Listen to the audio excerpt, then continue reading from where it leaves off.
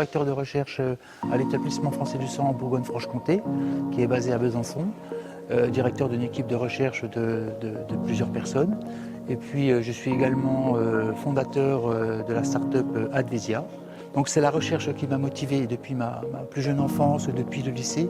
En fait, j'avais toujours envie de pouvoir proposer aux patients de nouvelles options thérapeutiques pour pouvoir les aider dans leurs problèmes et leurs maladies. J'ai toujours voulu réaliser une recherche qu'on appelle translationnelle, c'est-à-dire des découvertes au sein du laboratoire et pouvoir les amener au lit des patients, les tester chez les patients et que ça devienne un véritable médicament. Contrairement à la recherche fondamentale qui nous permet de comprendre des mécanismes, certes c'est utile, mais il n'y a pas un lien direct et assez immédiat vers le patient.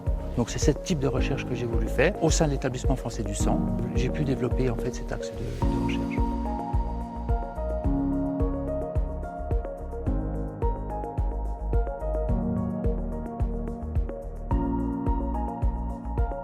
Mon cursus est un peu particulier. Je vais dire que je suis un pur produit de l'Université de Franche-Comté. Aujourd'hui, l'Université Louise et Marie Pasteur. Et donc j'ai été formé à Besançon, à la faculté de médecine, où j'ai pu en fait obtenir un doctorat dans les années 94, puis un autre diplôme qui est le plus haut diplôme universitaire qui s'appelle l'habilitation à diriger les recherches, qui est après le doctorat, qui nous permet en fait de pouvoir développer des projets et encadrer des équipes de recherche.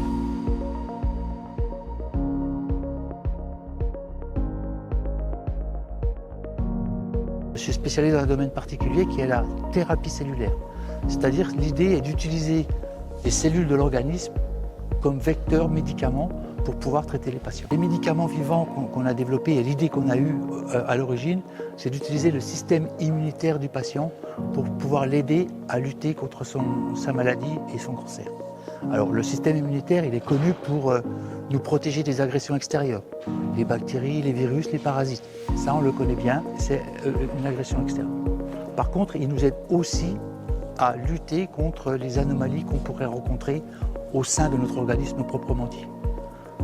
Notre organisme il fait beaucoup d'erreurs qui va constituer un danger pour l'organisme et ce système immunitaire, les globules blancs, on peut dire communément, nous aide à éliminer ces anomalies qui peuvent constituer un risque pour l'organisme.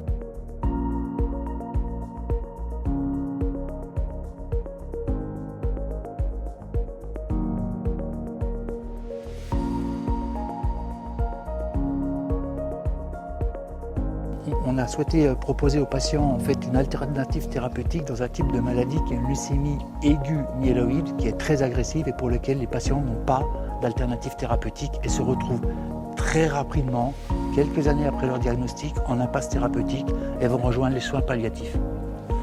Donc notre idée en fait c'est de pouvoir proposer, d'après nos connaissances dans la recherche et dans l'immunothérapie cellulaire, un nouveau type de médicament qui pourrait en fait les aider à lutter contre cette maladie.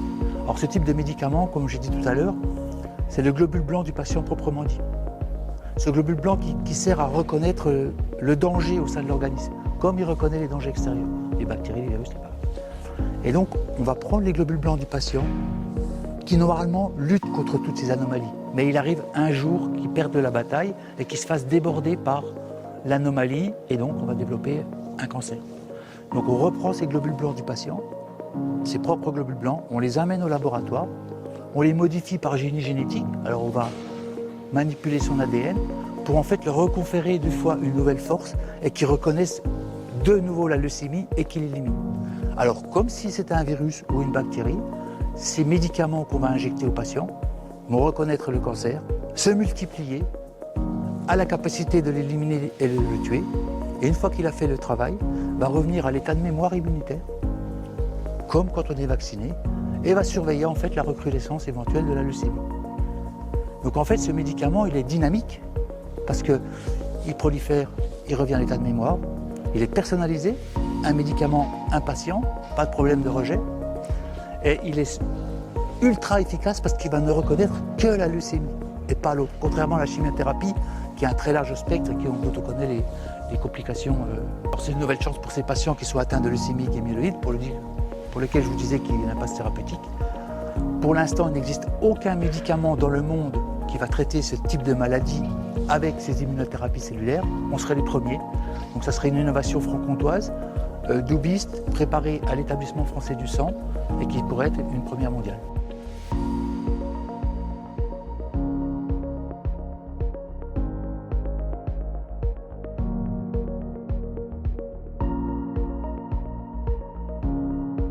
On a développé tous ces travaux de recherche scientifique au sein de l'unité mixte de recherche 1098 à l'établissement français du sang, qui est tripartite entre l'INSERM, l'établissement français du sang et l'université. C'est des travaux qui sont académiques, qui sont soutenus par des fonds publics et aussi des fonds associatifs qui viennent nous aider en plus. Ceci dit, quand on développe un médicament et qu'on va aller faire des essais chez l'homme, ça demande beaucoup d'argent, beaucoup de temps, et donc les fonds publics ne sont pas en capacité à pouvoir soutenir ce type d'approche thérapeutique en essai clinique. Donc on s'est tourné forcément vers des fonds privés et pour cela on a dû créer la start-up Advesia, préalablement Cancel Thérapeutique, qui nous a permis à lever de l'argent auprès de fonds privés pour pouvoir développer ce médicament, l'amener auprès des agences réglementaires européennes pour pouvoir avoir l'autorisation d'injecter un homme.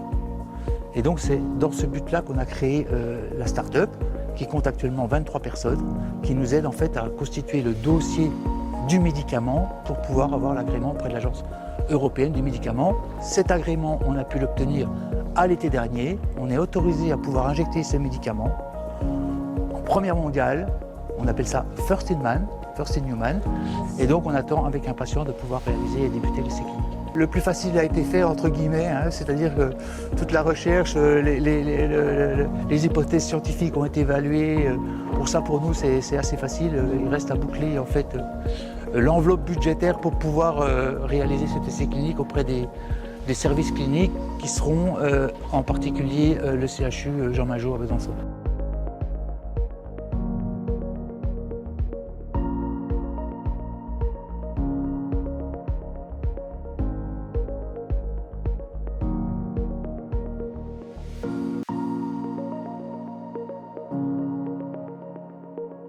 Absolument. La recherche, en fait, je veux dire, c'est presque une vocation. C'est que, voilà, on ne fait pas de la recherche trop par hasard. C'est des études qui sont très longues. On a un bac plus 12, un minima. On passe beaucoup de temps dans les laboratoires. Souvent à 20 heures, mon épouse qui m'appelle, qui me disait « mais qu'est-ce que tu fais ?» Et je suis encore au laboratoire. Beaucoup de congrès internationaux, on se déplace beaucoup de collaborations. Il y a beaucoup de succès, il y a des succès. Peut-être que c'en est un, celui qu'on a réalisé. Mais il y a beaucoup d'échecs et ça, on ne le montre pas. Et donc, heureusement qu'on travaille en équipe et que l'un peut motiver l'autre pour pouvoir passer ses caps. Dans l'obscurité, on se construit de ces échecs et que ça nous aide à avancer. Voilà. Donc, il faut quand même être très motivé, savoir que ces études sont longues, que les salaires ne sont pas mirobolants comme on pourrait penser. La recherche académique et publique, et voilà. Mais bon, c'est tellement intéressant, ces moments de succès et de réussite, que ça nous fait tout oublier, tout effacer.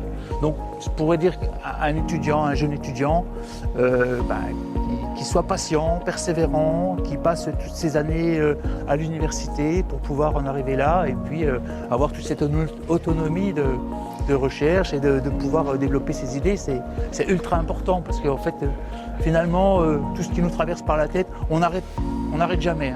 Je vais vous dire, même le week-end, même le soir, même quand on s'endort, on pense à ce qu'on va faire. On n'arrive jamais trop à décrocher, donc il faut être bien conscient de ça. Mais le métier est tellement agréable et intéressant que je pense qu'on peut faire carrière dans la recherche.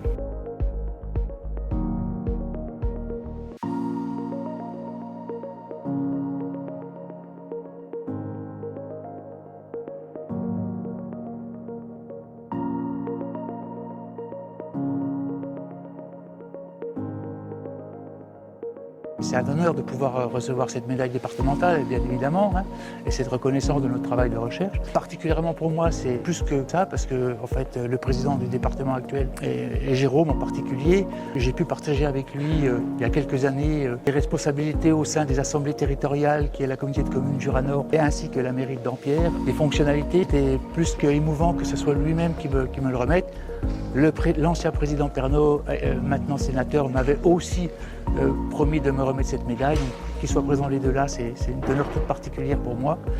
Et ce que je voulais dire aussi, c'est que cette médaille, certes, je l'ai reçue en tant que jurassien, puisque j'habite dans le Jura, mais je voudrais la dédier aussi à toute notre équipe, mon équipe, ma collègue, le docteur Marina Deschamps, avec qui je travaille depuis 20 ans dans ces projets de recherche, et puis aussi à tous ces étudiants qu'on a pu encadrer. Ce sont des jeunes docteurs qui sont des licences professionnelles, des masters Bac+5 de l'université qui ont contribué à faire avancer ce projet. Soutien financier tout particulièrement d'associations qui sont impliquées dans la lutte contre le cancer. Et je voudrais citer parmi toutes celles que je pourrais oublier, les associations de donneurs de sang de Franche-Comté, celles du Jura, du Doubs, de la Haute-Saône et du territoire de Belfort qui nous ont soutenus particulièrement puisqu'on est issus de l'établissement français du sang.